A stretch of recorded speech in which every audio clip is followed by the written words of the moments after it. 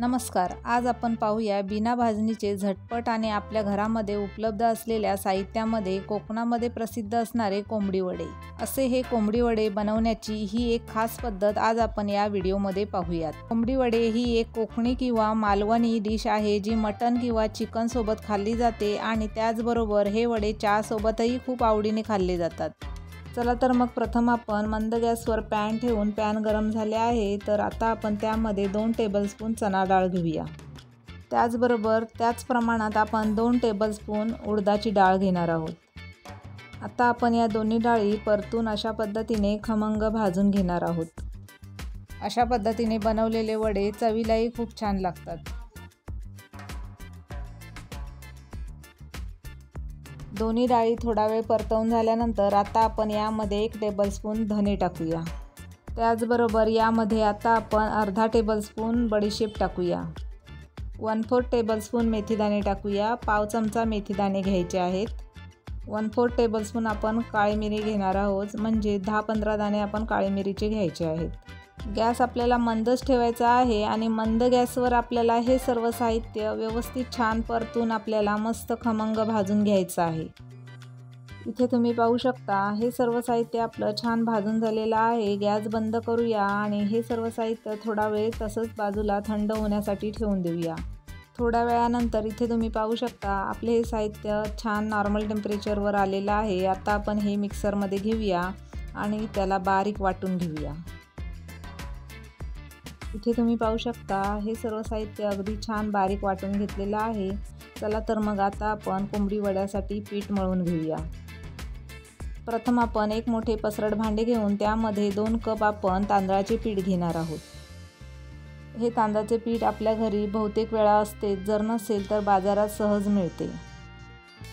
आता आपण यामध्ये 1 कप ज्वारीचे पीठ घेऊया। त्याचबरोबर इथे आता आपण 1 कप गव्हाचं पीठ घेणार आहोत। अशा पद्धतीने आपण इथे 2 कप तांदळाचे पीठ आणि 1 कप ज्वारीचे पीठ आणि 1 कप गव्हाचे पीठ अशा पद्धतीने आपण 4 कप इथे पीठ घेतले आहे। प्रथम आपण ही सर्व ड्राय पीठं चमच्याने अशा पद्धतीने सर्व एकत्र मिसळून घेऊया। त्यानंतर आपण जे साहित्य मिक्सरमध्ये बारीक वाटून घेतलेलं होतं ते साहित्य या चाळणीमध्ये घेऊन या पिठामध्ये चाळून घ्यायचं आहे। त्या अगोदर माझ्या चॅनलला जर सबस्क्राईब केले नसेल तर सबस्क्राईब करा आणि बेल प्रेस करून बेल ऑलवर ठेवा, म्हणजे मी अपलोड केलेल्या प्रत्येक व्हिडिओचं तुम्हाला नोटिफिकेशन सर्वात पहिले मिळेल। हे बारीक केलेलं साहित्य चाळल्यानंतर आलेला अगदी किंचितचा गाळा आहे तो टाकून द्यायचा आहे। पुन्हा एकदा चमच्याने अशा पद्धतीने व्यवस्थित छान मिसळून घ्यायचं आहे आणि त्यामध्ये चवीनुसार मीठ टाकूया। त्याचबरोबर यामध्ये आपण पाव चमचा हळदही टाकणार आहोत। परत एकदा सर्व साहित्य व्यवस्थित छान मिसळून घेऊया।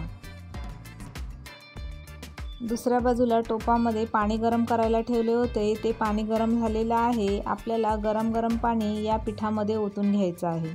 हे गरम पाणी ओतल्यानंतर लगेचच आपल्याला सर्व एकत्र छान मिसळून घ्यायचं आहे। अशा पद्धतीने आपल्या अंदाजानुसार पीठ भिजेल एवढं आपण यामध्ये पाणी मिसळून घ्यायचं आहे। अशा पद्धतीने भाजणी न करता आपण घरच्या घरी कमी वेळात आणि कमी साहित्यात आणि घरच्याच साहित्यात आपण भाजणीसारखे चविष्ट वडे करू शकता। आता हे पिठाचे मिश्रण थोडेसे कोमट झाले आहे तर आपल्या हाताला थोडासा थंड पाण्याचा हापका लावून आपण हे पीठ आता आपल्या हाताने मळून घेऊया। इथे लागेल तसे थोडे पाणी घेऊन आपल्याला हे पीठ पातळ न करता घट्टसरच असे मळून घ्यायचे आहे।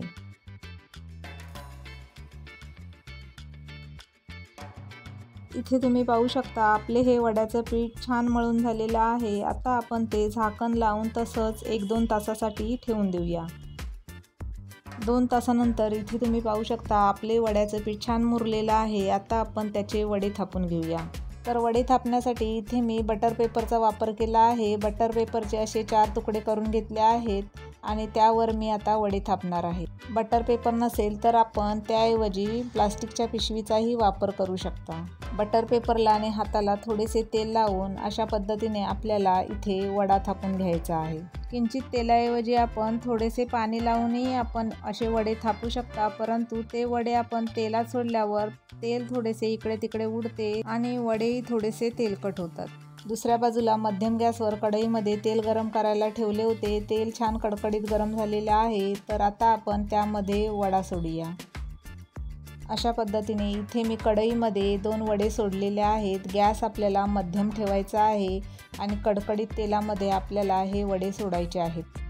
प्रथम आपल्याला एका बाजूने हे वडे व्यवस्थित छान तळून घ्यायचे आहेत. त्यानंतर आपल्याला ते पलटून घ्यायचे आहेत.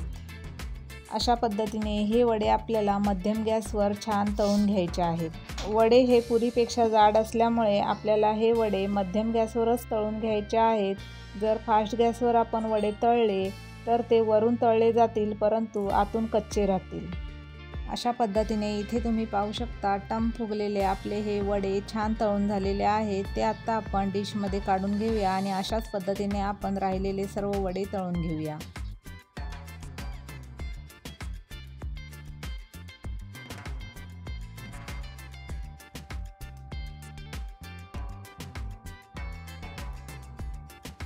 आता तुम्हाला इथे मी दाखवते. याच पिठाचे आपण थोडेसे भोकाचे वडेही बनवून घेऊया. सेम मगाच्याच पद्धतीने आपल्याला असा वडा थापून घ्यायचा आहे आणि मधोमध अशा पद्धतीने त्याला होल करायचा आहे. या पद्धतीचेही कोकणामध्ये वडे बनवले जातात. या वड्यांना भोकाचे वडे असेही म्हणतात. हेही वडे इथे तुम्ही पाहू शकता छान टम फुगले आहेत आणि छान तळलेही गेले आहेत. आता आपण ते डिशमध्ये काढून घेऊया.